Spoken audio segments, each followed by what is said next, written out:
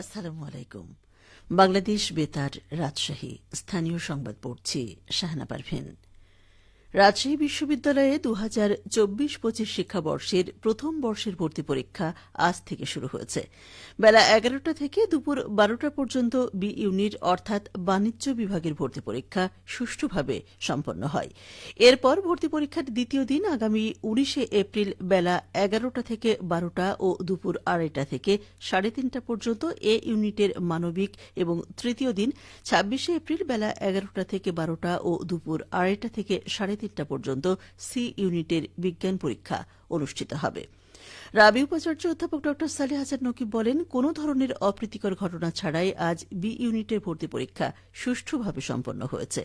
ভর্তি পরীক্ষার দিনগুলোতে ট্রাফিক ব্যবস্থাপনা সহ আইন শৃঙ্খলা রক্ষাকারী বাহিনীর প্রায় 250 জন সদস্য দায়িত্ব পালন করছেন। এছাড়াও ক্যাম্পাসে যানবাহন চলাচল নিয়ন্ত্রণে BNCC, rover scout, ranger guide ও স্টুডেন্টস কমিউনিটি পুলিশিং ফোরামের 100 জন সদস্য রয়েছেন। প্রতিবন্ধী ভর্তিচ্ছু শিক্ষার্থীদের সহায়তার জন্য রোভার স্কাউট সদস্যরা সহযোগিতা করছে। আগামী সোমবার পহেলা বৈশাখ 1432 বঙ্গাব্দ। সারা দেশের নেই সকলের অংশগ্রহণে সুষ্ঠু, সুন্দর, জাঁকজমকপূর্ণ ও আনন্দঘন পরিবেশে দিবসটি উদযাপনের নানা কর্মসূচি গ্রহণ করেছে রাজশাহী জেলা প্রশাসন।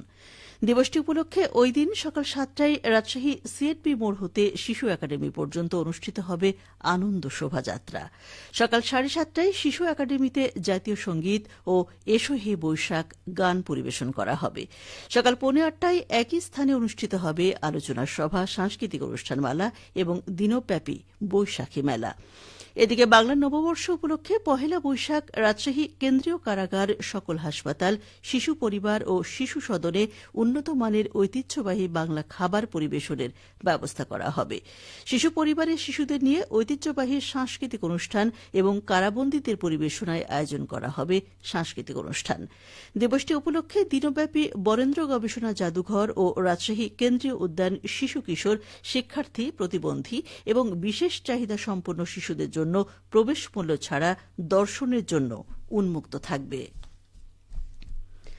আগামী ডিসেম্বরের মধ্যে জাতীয় নির্বাচন অনুষ্ঠানের দাবি জানিয়েছেন বিএনপি চেয়ারপারসনের উপদেষ্টা ও রাজশাহী সিটি কর্পোরেশনের সাবেক মেয়র মিজানুর রহমান মিনু।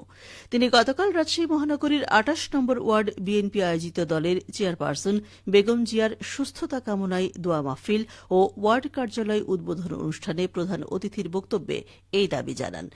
বিএনপি নেতা আব্দুল গফুরের সভাপতিত্বে অনুষ্ঠানে ইসলামী বিশ্ববিদ্যালয়ের সাবেক উপাচার্য অধ্যাপক ড এম রফিকুল ইসলাম, রাজশাহী বিশ্ববিদ্যালয় শাখা জিয়া পরিষদের সভাপতি অধ্যাপক ড এনামুল হক সহ অনেকেই বক্তব্য রাখেন।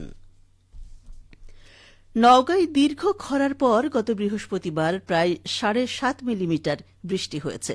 এতে বোরো ধান চাষীদের মাঝে ফিরেছে স্বস্তি। আবাদে ভালো ফলনের আশা করছেন তারা। অন্যদিকে ফসলের পরিচর্যায় প্রয়োজনীয় পরামর্শ দিচ্ছে কৃষি বিভাগ। এ নিয়ে এখন শুনুন নওগাঁ জেলা সংবাদদাতার একটি প্রতিবেদন। দীর্ঘ খরার পর বৃহস্পতিবার রাতের এক পশলা বৃষ্টি প্রকৃতি জুড়ে স্বস্তি এনে দিয়েছে। অন্যদিকে ফসলের চাষাবাদ নিয়েও দুশ্চিন্তা কেটে গেছে বলছেন নওগাঁর বোরো চাষিরা। বৃষ্টিতে ফসলের অনেক উপকার করছে। যে ধানের গামর হয়েছে এখন ফুলবে, এই বৃষ্টির কারণে অতি তাড়াতাড়ি ফুলে বাড়াবে এবং ফলন ভালো হবে। খরা হলে যে ধানের যে ফুলটা আসলে শুকে যায়, শুকে গেলে ধানটা চিটা হয়। কয়েকদিনের মধ্যেই বোরো আবাদে নতুন ফলন দেখা মিলবে, তাই এই সময়টা সবচেয়ে গুরুত্বপূর্ণ। ফসলের পরিচর্যায় চাষিকে সঠিক পরামর্শ দিচ্ছে কৃষি বিভাগ বলছেন নওগাঁ কৃষি সম্প্রসারণ অধিদপ্তরের উপপরিচালক কৃষিবিদ আবুল কালাম আজাদ। আমাদের ম্যাক্সিমাম বোরো ফসল পুটিং, হেডিং এবং ফ্লাওয়ারিং স্টেজে রয়েছে।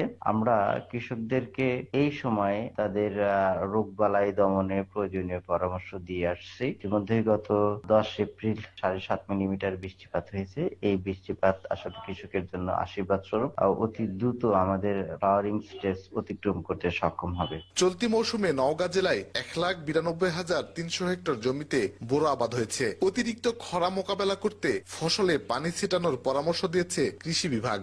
শফিক ছোটন, নওগাঁ জেলা সংবাদদাতা, বাংলাদেশ বেতার, রাজশাহী। তৃণমূল পর্যায়ে ইসলামী জ্ঞানের চর্চা ও গবেষণা কার্যক্রমের প্রসার ঘটাতে ১৫ কোটি ২৮ লক্ষ টাকা ব্যয়ে নাটোরের গুরুদাসপুর উপজেলা মডেল মসজিদ এবং ইসলামিক সাংস্কৃতিক কেন্দ্র নির্মাণ করা হচ্ছে। ৪৩% জমির উপরে উপজেলা মডেল মসজিদ এবং সাংস্কৃতিক কেন্দ্রের ১২,০০০ বর্গফুট আয়তনের নিচতলায় থাকবে গাড়ি পার্কিং, ইমাম ট্রেনিং সেন্টার, বই বিক্রয় কেন্দ্র, ডাইনিং, গণশিক্ষা কার্যক্রম কার্যালয়, অটিজম কর্নার এবং লাশ গোসলের স্থান। ৭,৮০০ বর্গফুট আয়তনের দোতলায় থাকবে নামাজের জায়গা ছাড়াও ইসলামিক গবেষণা কেন্দ্র এবং ইসলামিক ফাউন্ডেশন কার্যালয়। একই আয়তনের তৃতীয় তলাতে থাকবে নারী ও পুরুষের পৃথক নামাজের জায়গা, সভাকক্ষ এবং লাইব্রেরি। নাটোর গণপূর্ত বিভাগের নির্বাহী প্রকৌশলী অমিত কুমার দেব জানান, নির্মাণ কাজ আগামী জুন মাসে শেষ হবে। সবশেষে আবহাওয়া। আজ দুপুর ১২টায় রাজশাহীতে তাপমাত্রা ছিল ৩৩ ডিগ্রি সেলসিয়াস। এ সময় বাতাসে আপেক্ষিক আর্দ্রতার পরিমাণ ছিল ৫২%। রাজশাহী পার্শ্ববর্তী এলাকায় আজ সূর্যাস্ত সন্ধ্যে ৬টা ২৬ মিনিটে। সংবাদ শেষ হল। আমাদের পরবর্তী সংবাদ দুপুর ২টা ৫ মিনিটে।